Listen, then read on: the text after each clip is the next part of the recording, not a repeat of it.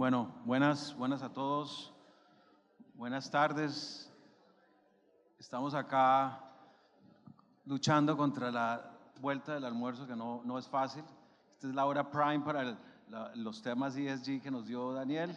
Estamos acá luchando contra, pero quiero pues agradecer obviamente al Congreso y a Sofondos por la invitación a moderar este panel.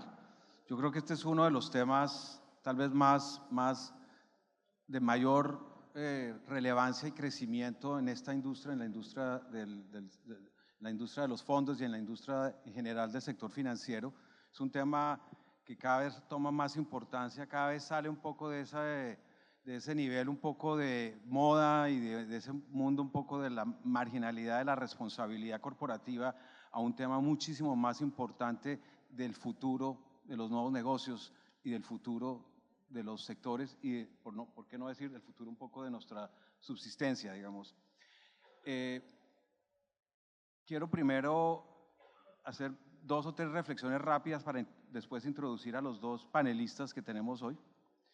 Cuando uno mira y ustedes ven el título, la razón por la cual pusimos este título no fue totalmente porque sería un hito. De alguna manera tratábamos de presentar una reflexión que se está generando alrededor de la inversión ASG o ESG.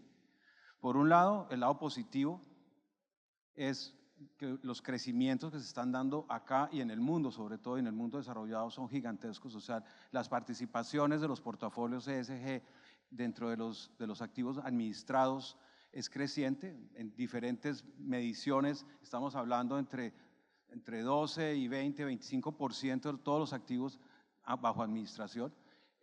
Hay, digamos, estadísticas más grandes, incluso cuando depende de qué término de ESG y qué tan riguroso se sea con el término ESG, y ese es parte de los temas que tendremos que mirar. Pero en todos los números, en todas las estadísticas que uno ve, esto es un número que es creciente y es creciente en forma exponencial, lo cual quiere decir que por lo menos casi que el 20% de los grandes portafolios del mundo hoy consideran que su portafolio está alineado a ESG, y cuando se miran proyecciones a 10 años, esto puede llegar casi al 50%. Entonces estamos hablando de una tendencia fuerte, no es una cosa coyuntural, es una tendencia marcada. Sin embargo, también han aparecido muchos ruidos alrededor de estos crecimientos. Los reguladores se han preocupado, están preocupados de que pronto en esos crecimientos estemos disfrazando cosas que no son.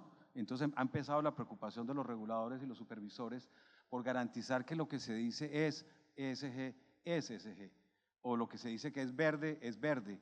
Y claro ejemplo, Colombia con el tema de la taxonomía fue algo que movió claramente a la superintendencia, y aquí está el superintendente, precisamente a impulsar esto y ser uno de los pioneros en la región en esto, en cómo de verdad definimos qué es verde, digamos, y fue un punto de arranque muy importante. Entonces, la importancia de seguir creciendo, pero seguir creciendo bien es fundamental, porque el reto que tiene el mundo hoy estamos hablando de si queremos ser net zero o queremos realmente frenar el calentamiento global, pues tenemos que estar haciendo inversiones alrededor de los 4 o 5 trillones de dólares al año en el mundo. A nivel de nuestros países, pues son unas cifras que son 10 o 20 veces mayores a lo que estamos haciendo hoy. Y esto implica transformar industrias, transformar sectores. Aquí no estamos hablando simplemente de hacer temas marginales, estamos hablando de verdad transformar los negocios. Entonces esto requiere realmente mirarlo con mucho cuidado, y hay retos, y este panel va a tratar de darles algunas luces de lo que está sucediendo y de lo que se tiene que mejorar hacia adelante. Tenemos 2 panelistas de lujo. Por un lado tenemos a Andrea Pradilla. Muy brevemente, pues Adriana es abogada de la Universidad Javeriana. Andrea, que ya empecé mal ya.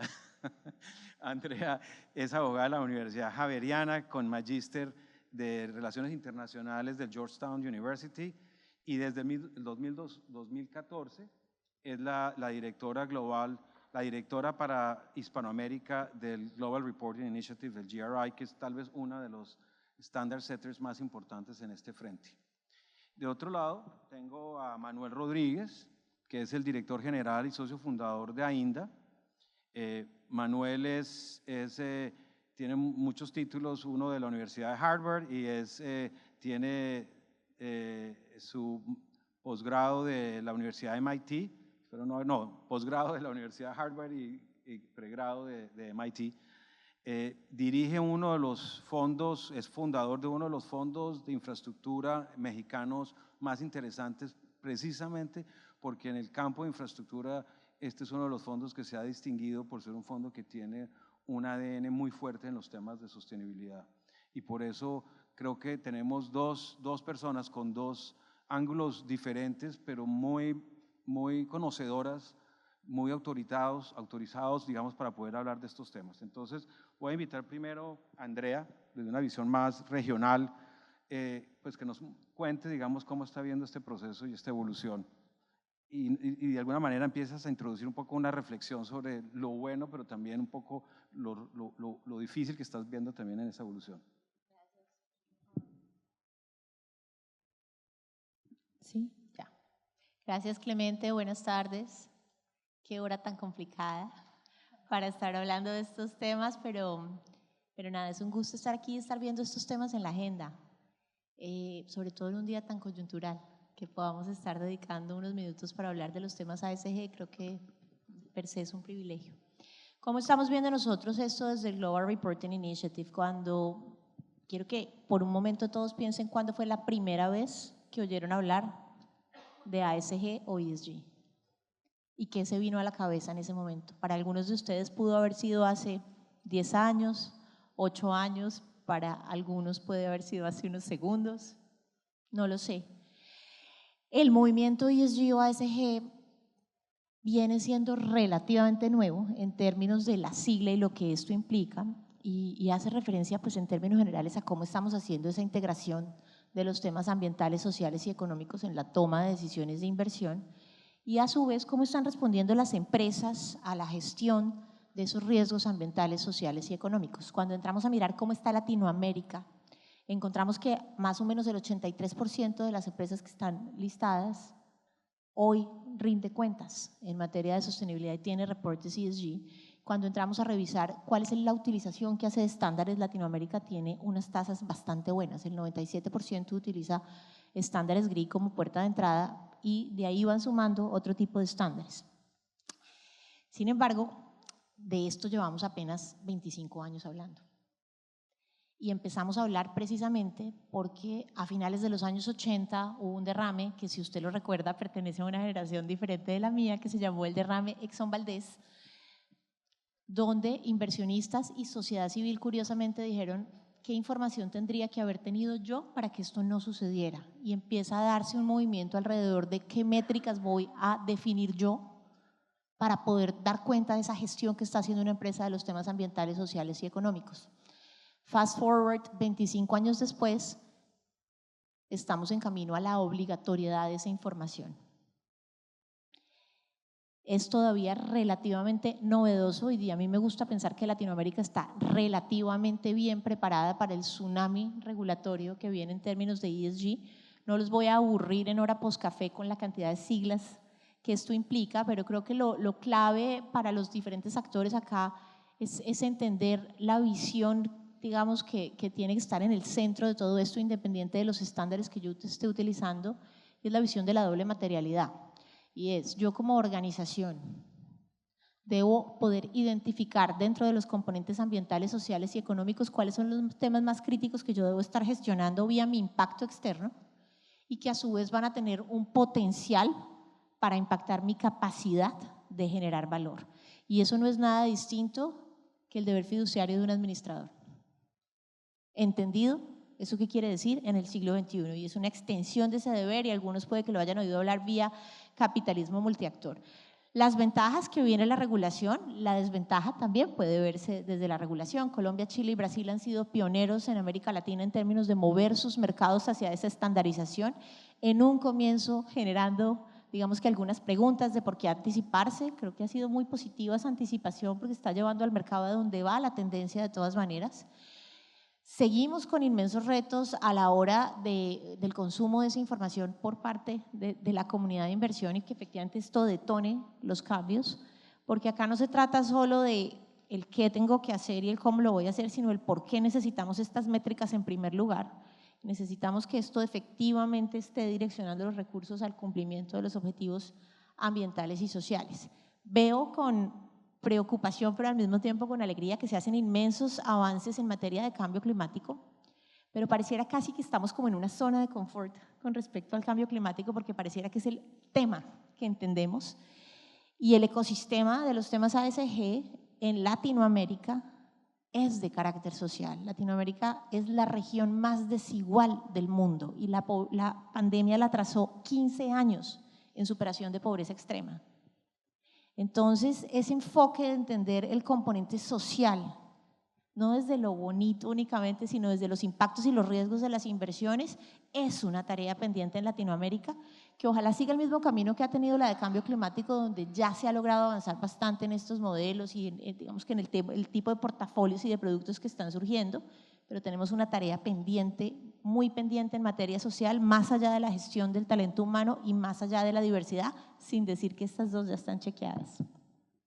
No, de acuerdo. Aunque en aras de la justicia, gran parte de lo que se hace en temas ambientales, en el fondo, tiene un impacto social enorme. O sea, ya vimos que los más vulnerables al cambio climático son precisamente las comunidades en las laderas, al lado de los taludes que se van. Entonces, el esfuerzo que se haga en eso es gigante y tiene unos impactos sociales. Sí, pero hay dos maneras de mirarlo. Usted puede llegar a los derechos humanos desde el cambio climático o al cambio climático desde los derechos humanos. Y las buenas prácticas que dicen que usted tiene que hacer una debida diligencia en derechos humanos para identificar, prevenir, mitigar y remediar los impactos, y desde ahí le garantizo que usted llega al cambio climático y a todos los demás temas, porque el enfoque sí debe ser desde el sujeto de derechos, incluido el tema del gestor de activos.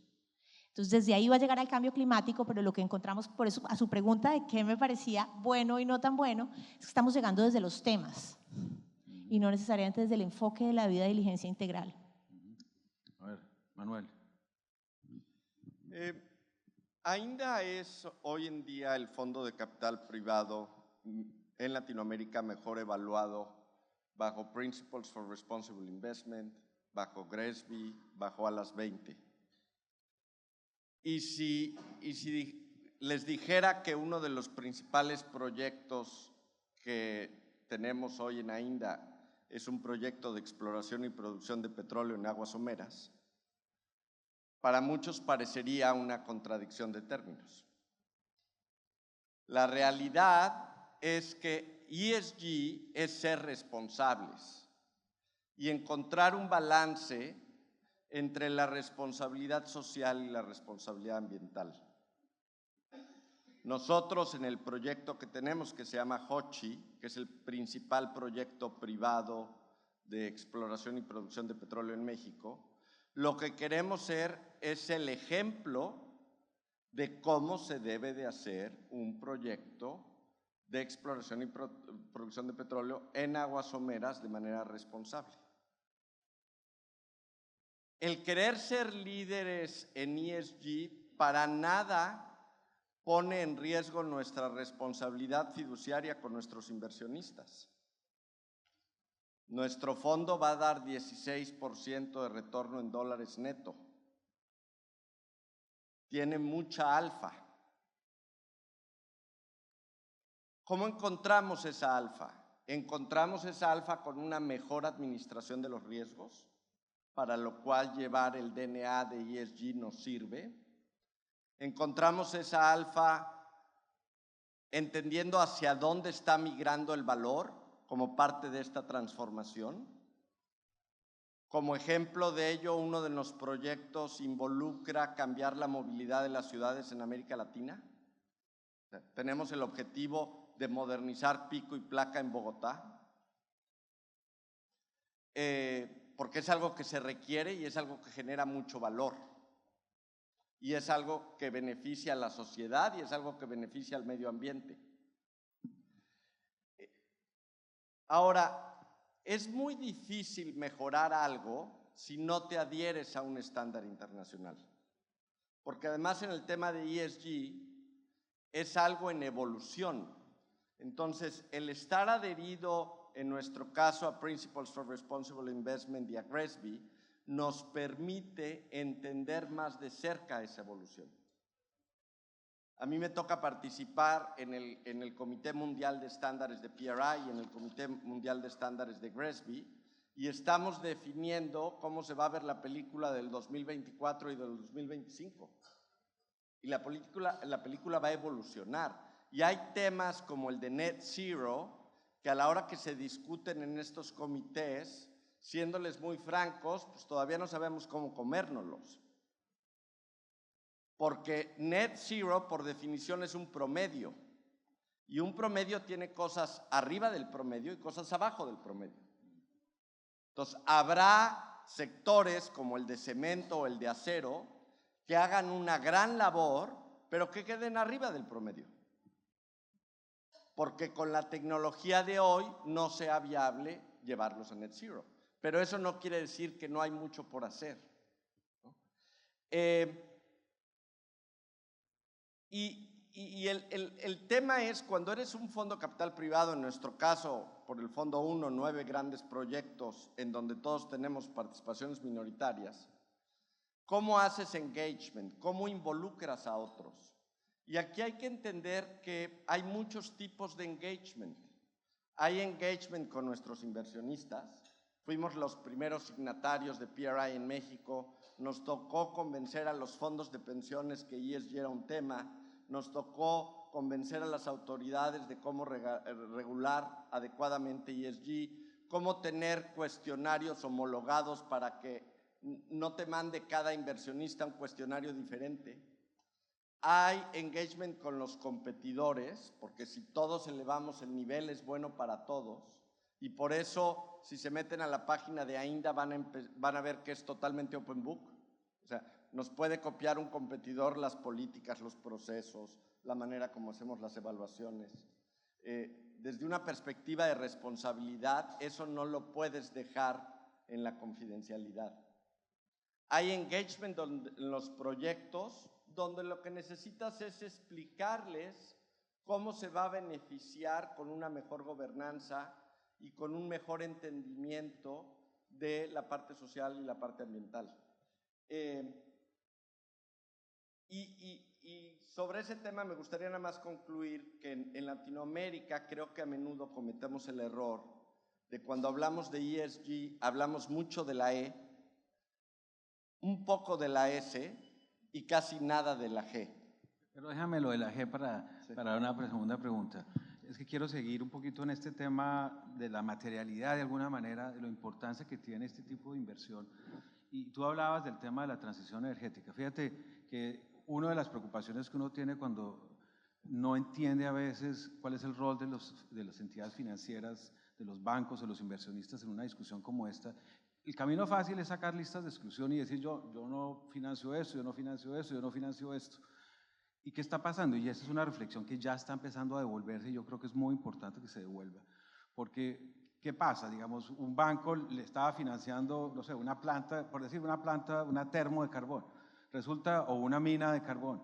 Entonces, vienen los estándares y sale todo el mundo corriendo y llegan otros que compran y la siguen explotando. Entonces, la mina sigue ahí. La planta sigue ahí, seguimos contaminando y no logramos cambiar. Entonces, hoy se están dando cuenta que las instituciones financieras, los que traen los recursos, tienen que ayudar en la transición. Por eso la importancia de la transición es que las instituciones financieras tienen que ayudar en la transición. Tienen que darse cuenta que tienen que ayudar, por ejemplo, a cómo esa industria tiene que realmente cerrar finalmente ese negocio y montar otro, pero sin destruir y sin afectar a los más vulnerables. Por eso se está hablando de la transición justa. Entonces, es muy importante, digamos, mantener esa dimensión y darse cuenta cuál es el rol que tienen los intermediarios en esto y no coger el camino fácil que hay en esto. Entonces, yo quería traer un poco el tema del sector en el que tú estás, el de la infraestructura, porque es un sector en el cual yo he estado mucho tiempo y creo muchísimo que es un sector enormemente importante para nuestro país. Estamos todavía a la mitad de nuestra infraestructura, nosotros no hemos construido ni la mitad de lo que necesitamos. Y ya empieza a haber preocupación de que es que la infraestructura tradicional tiene una huella de carbón muy alta, y tiene una huella de carbón muy alta porque tiene transporte, que es un emisor grande, y porque los materiales que utiliza también tienen un componente de carbón de emisiones alto. Entonces empieza a generarse esa preocupación.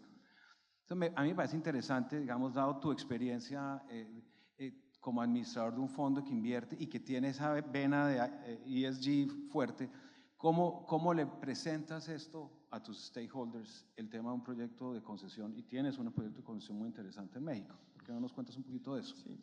A ver, lo primero que me gustaría dejar claro es que cuando hablamos de ESG, muchos entran en la tentación de looking good. Y eso no siempre es responsable. Definitivamente creo que las exclusiones no son responsables. No en América Latina. Estamos muchas veces copiando el modelo europeo, donde el nivel de gobernanza que tienen en Europa y la fortaleza social, pues no es la que tenemos en América Latina. Y por ende, no podemos copiar la agenda. Es un referente, la debemos de tomar en cuenta, pero no la debemos de copiar.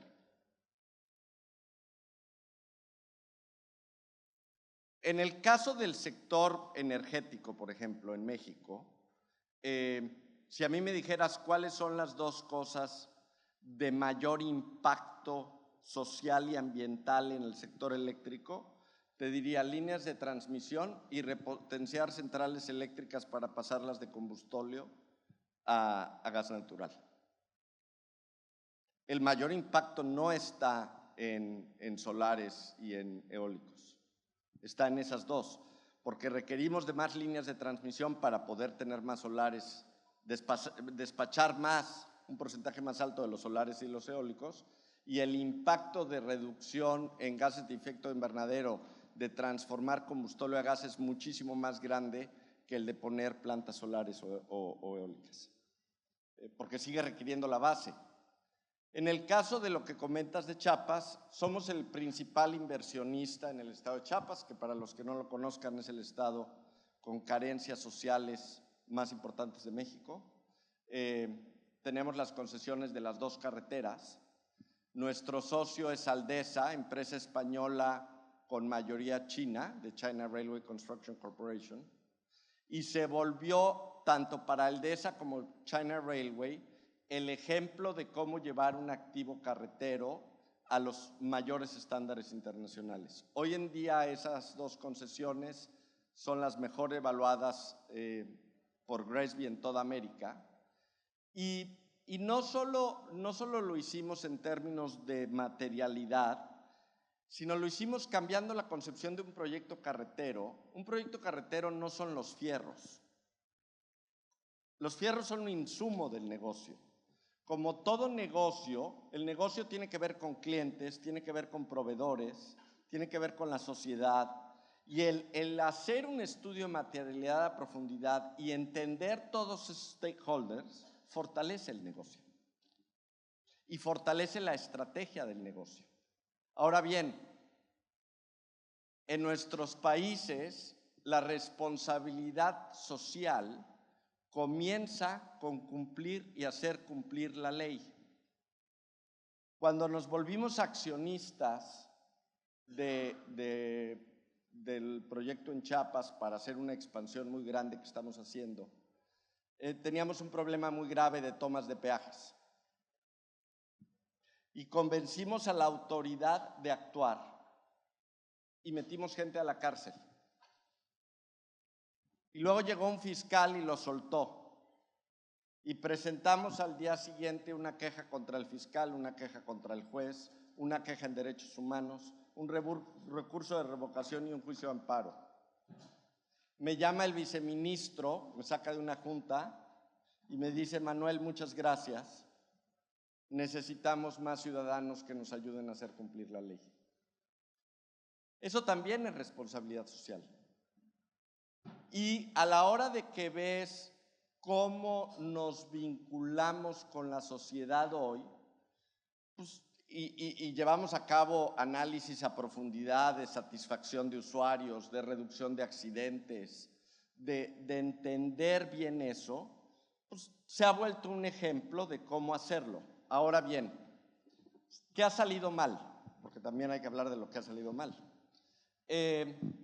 Colocamos un bono en el mercado de valores, 30 años, y uno diría, oye, pues si eres la concesión mejor evaluada en toda América, carretera, pues seguro lo sacaste como bono ESG o como bono social. Pues resulta que tuvimos una discusión muy álgida con las calificadoras, porque las calificadoras querían que le redujéramos la tarifa a la población vulnerable o que le redujéramos la tarifa a los coches eléctricos, por poner dos ejemplos. Y mi respuesta fue, perdón, pero yo no puedo ir en contra de mi responsabilidad fiduciaria. El dinero no es mío, el dinero es de los fondos de pensiones, por ende de los trabajadores. Y tal vez a ti, le dije al de la agencia calificadora, tal vez a ti no te explicaron que Santa Claus era tu papá. Yo no soy Santa Claus y si tu condición es que yo regale dinero para darme la letra, prefiero no tener la letra. No, muy interesante el caso. A ver, Andrea, desde la óptica de GRI, digamos, y teniendo nosotros infraestructura como un activo muy importante en nuestros fondos, en nuestros inversionistas institucionales, ¿cómo ves esto? ¿Cómo ves este tema? En Colombia en particular, desde hace más o menos unos 8 o 9 años, puedo estar siendo imprecisa, la Agencia Nacional de Infraestructura, vía los contratos de concesión, estableció una cláusula contractual donde exige el uso de estándares para la generación de planes de lo que ahí se conoce como planes de responsabilidad social, y lo invita a hacer uso de estándares internacionales y le dice, pone nuestros estándares en la cláusula. Debo precisar que no estuvimos detrás de esa cláusula, pero ahí está, y pues están las normas de desempeño. Y lo que hemos visto desde entonces es qué hay que hacer con esa información, porque cuando uno es autoridad y pone una cláusula de estas, pues eso tiene que servir para algo más, tiene que tener un propósito. Entonces ahí dice, mire, una vez estos planes estén, deben ir a supervisor de contrato, interventor y financiador.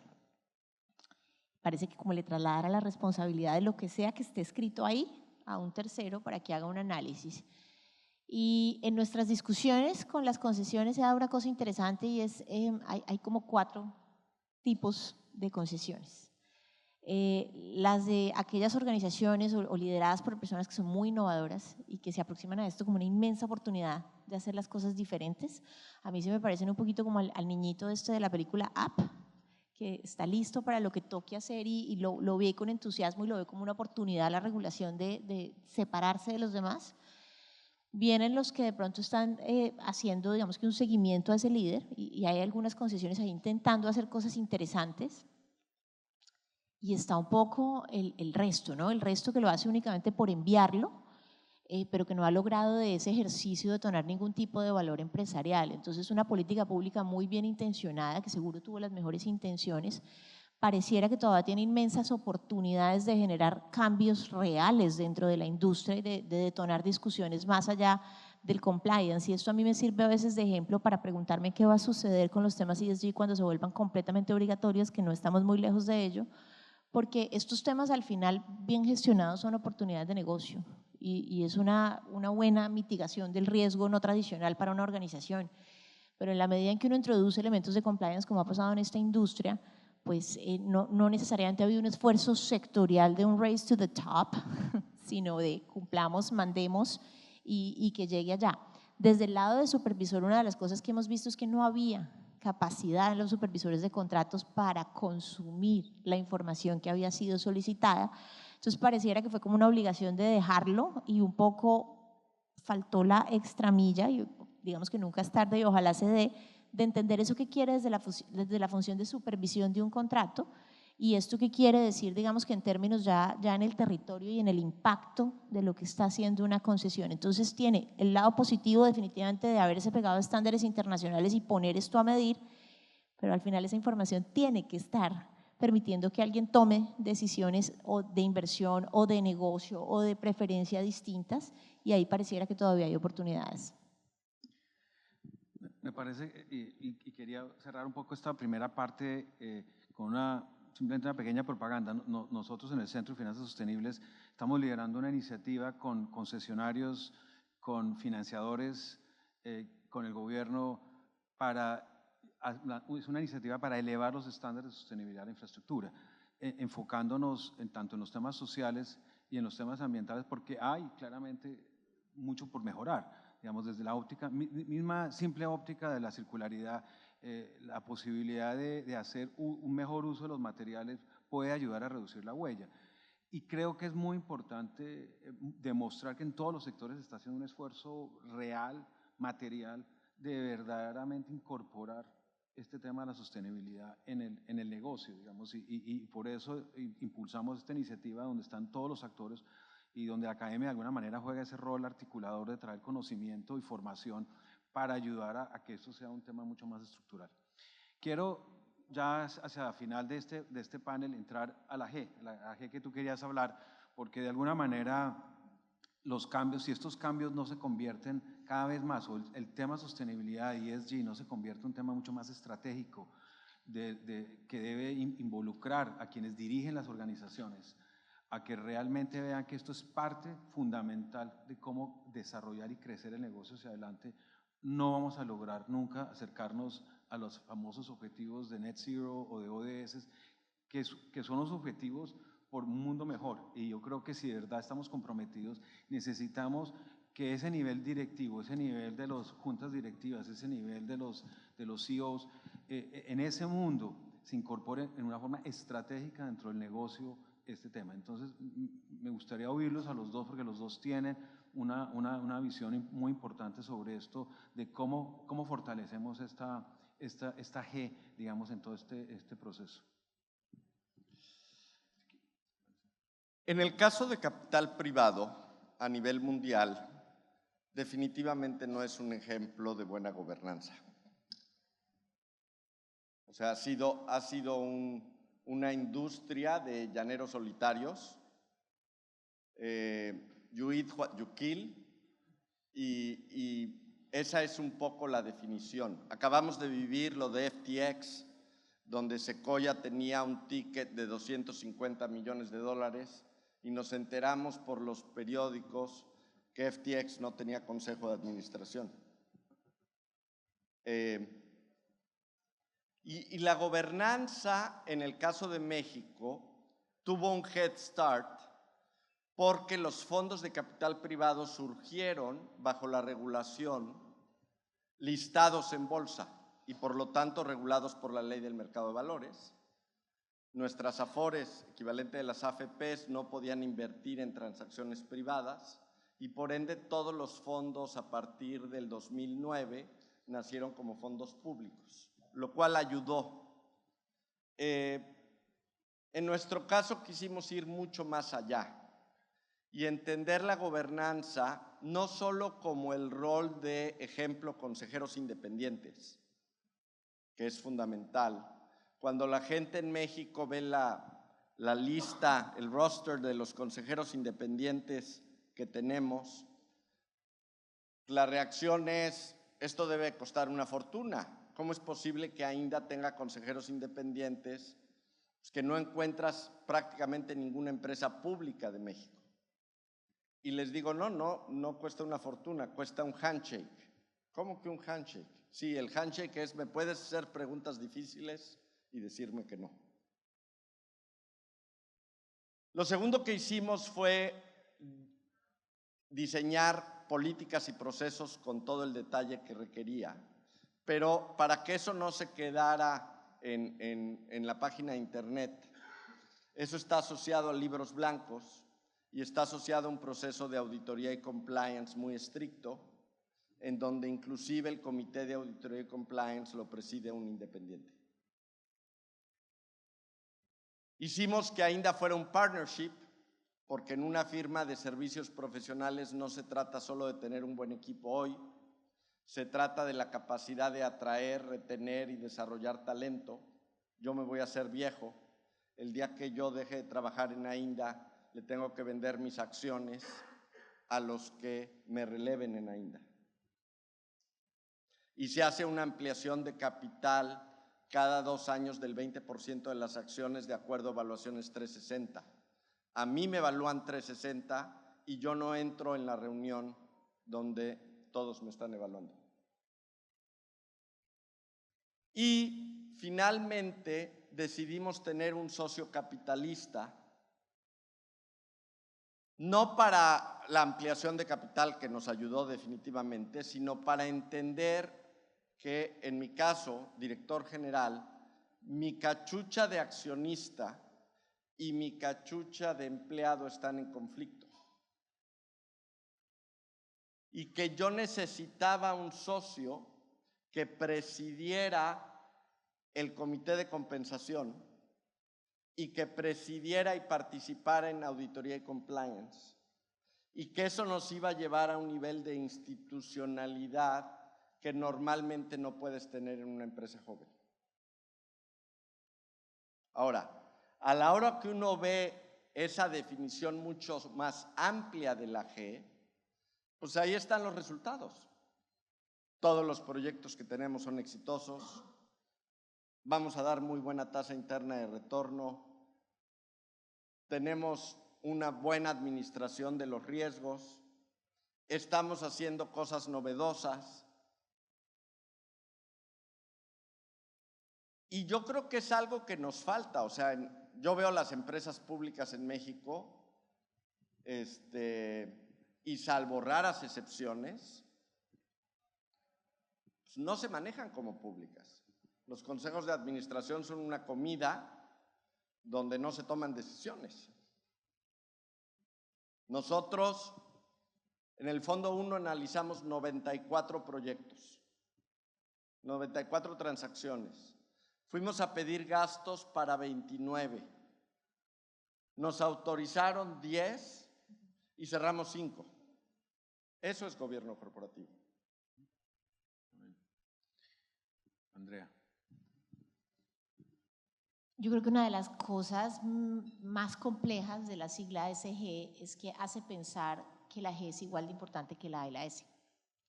Y no lo es. Es mucho más importante porque no hay A ni hay S sin G. Desde los estándares GRI, la visión que nosotros tenemos es los temas ambientales, sociales y económicos tienen muchísimos subtemas, ¿no? Puede ser biodiversidad, agua, residuos, puede llegar a ser muy complejo. Y a todos esos temas yo les debo aplicar lo que se conoce como un ejercicio de materialidad para determinar cuáles son los que impactan la industria. Y nosotros hemos dicho desde el nacimiento del GRI hace 25 años que el único tema que no admite test de materialidad es el gobierno corporativo. Porque de ahí depende que usted logre detonar todo lo demás. ¿En dónde estamos? Nosotros hacemos una encuesta, hemos hecho una encuesta en 2 oportunidades, la hicimos en el año 2016 con MIT, Kearney, y este año la hicimos con el Centro de Gobierno Corporativo de la Universidad de los Andes y nuevamente con Kearney, para identificar cómo los miembros de los directorios en toda Latinoamérica estaban entendiendo ese deber fiduciario asociado al direccionamiento de la sostenibilidad.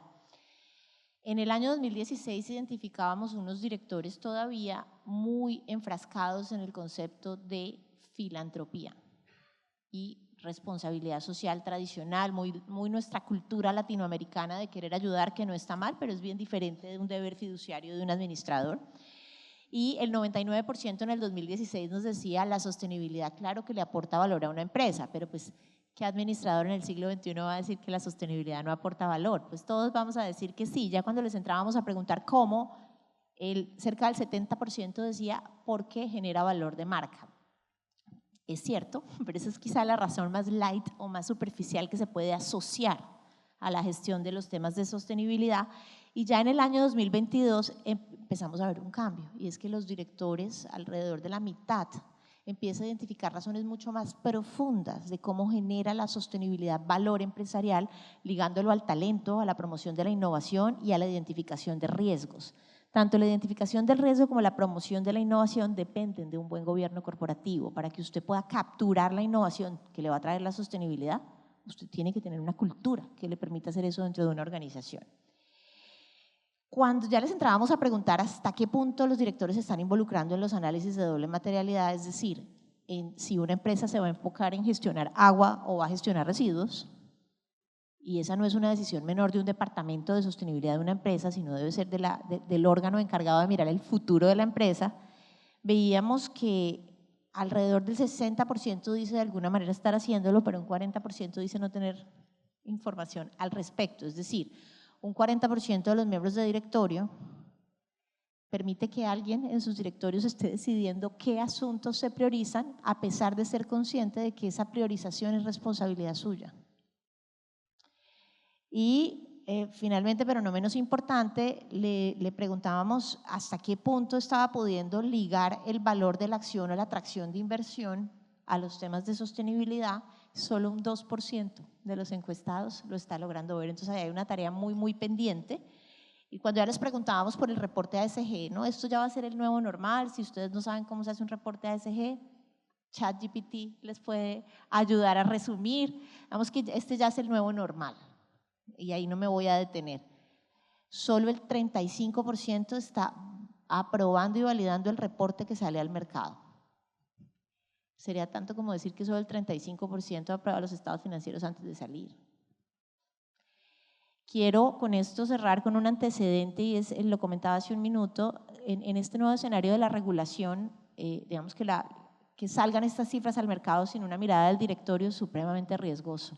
Hace 20 años puede que a usted aún no le pasara absolutamente nada, pero hoy en un escenario regulado, pues hay consecuencias y quizá quisiera traer el antecedente del caso de Vale, la minera en Brasil, que de alguna manera o a ojos del regulador en los Estados Unidos, el SEC, exageró en sus aseveraciones respecto a qué tan seguras eran sus operaciones, indicando en su reporte ESG que todas sus operaciones cumplían con principios de salud y seguridad.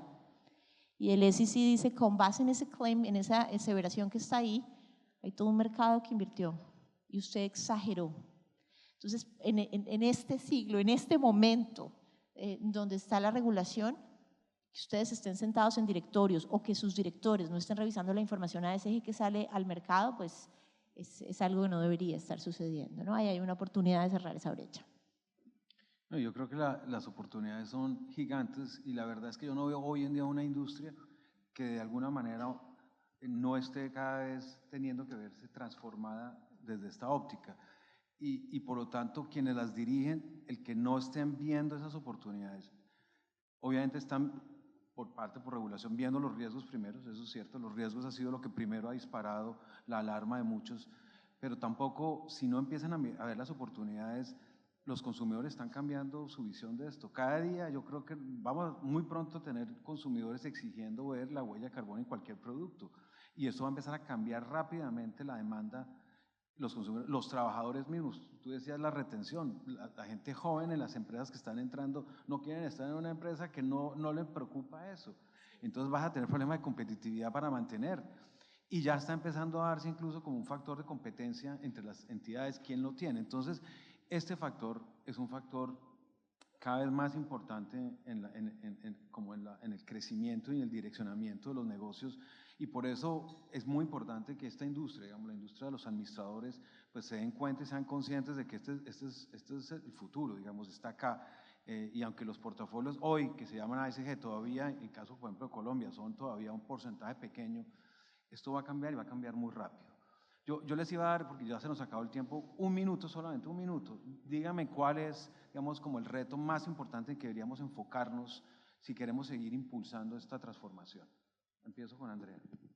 La generación de conocimiento, es decir, la conciencia que se pueda generar en estos eventos que es maravilloso, puede que ya la tengan, dura lo que dura la llegada del lunes a la oficina con los 2000 correos que todos tenemos. Entonces, identificar un aspecto de la gestión de los temas ASG donde uno pueda profundizar ese conocimiento, el que uno tiene, y sofisticarlo, porque uno de los retos, para mí uno de los retos más complejos en este momento es que se sigue asociando y se sigue hablando de sostenibilidad de manera muy superficial y estos temas exigen rigor y esta es una industria que estudia, entonces a esta industria se le puede mandar a estudiar, a escoger esos aspectos críticos donde ustedes efectivamente pueden tener un impacto y también los puede impactar a ustedes de regreso, que les permita hacer un mejor ejercicio de su deber fiduciario como administradores.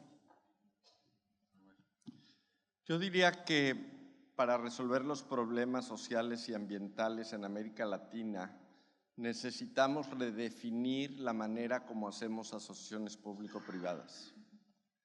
El paradigma con el cual surgieron las asociaciones público-privadas en América Latina está caduco. Se creó teniendo gobiernos que se quedaron sin dinero, constructoras que se quedaron sin trabajo y que tampoco tenían dinero, y por lo tanto buscando esquemas que eran altamente apalancables. Con el cambio de IFRS en 2016, que entró en 2019, esos take or pays son pasivos caros para el off-taker. Y por ende, no es la manera de hacer asociaciones público-privadas. Nosotros, en el caso de AINDA, hemos encontrado que es mucho mejor en un proyecto eléctrico tener 5 clientes que tener 1, y de esa manera no le impacta a ninguno en su balance y tenemos una mejor administración de los riesgos. En el caso, por ejemplo, de que construimos la carretera de Monterrey a Nuevo Laredo, Monterrey es la ciudad industrial más importante de México, Nuevo Laredo es el cruce fronterizo más importante con Estados Unidos, lo hicimos como una iniciativa privada donde en lugar de pedirle dinero al gobierno le dimos dinero. Ahora, como todo el mundo pensaba que estábamos haciendo una locura, lo tuvimos que hacer 100% equity. Y hoy nos va espectacular. Pero en este cambio de paradigma tenemos que entender que la banca no puede ir al mismo ritmo y que vamos a necesitar mucho más equity. Bueno, yo creo que comparto completamente el tema de la educación, no porque esté hoy en el mundo académico, tengo que hacer un disclosure, pero estoy convencido de que hay un tema de desconocimiento enorme por parte de todos los actores, y lo hemos vivido incluso los cursos que hemos venido haciendo sobre cambio climático, sobre los riesgos, las oportunidades. Con la industria del sector financiero hemos trabajado con bancos, con fondos de pensiones, con compañías de seguros, y la verdad es que la curva de aprendizaje es muy importante. Hay que subirla, hay que subírsela a los presidentes de las instituciones, a las juntas directivas. Hay que subir esto porque realmente este es un tema transformacional. Es un tema que sobre todo tenemos que evitar incluso que se politice. A mí me asusta lo que pasa a veces en los Estados Unidos con todo este tema de que creen que el tema ESG y que el tema de sostenibilidad es un tema de un partido y no del otro. Esto es un tema en que tenemos que trabajar todos unidos, si no, no vamos a hacer la transformación. Y yo creo que este país hoy, que está en una coyuntura donde los temas de transición energética, los temas de transformación del agro, los temas de inclusión, o sea, todos los temas grandes estructurales en que tenemos que trabajar, pues todos tienen un componente muy importante de ESG, y es una transformación en que tenemos que estar todos subidos, todos, o sea, el sector privado, el sector público, la academia, y trabajar de la mano, porque si no vamos a seguir con unos indicadores muy bajos como todavía estamos, y las necesidades y los retos del mundo son grandes. Entonces yo le quiero agradecer a los panelistas por sus muy interesantes presentaciones, y a ustedes, digamos, por su atención y porque no se hayan quedado dormidos después del almuerzo en la primera sesión de la tarde. Muchas gracias a todos.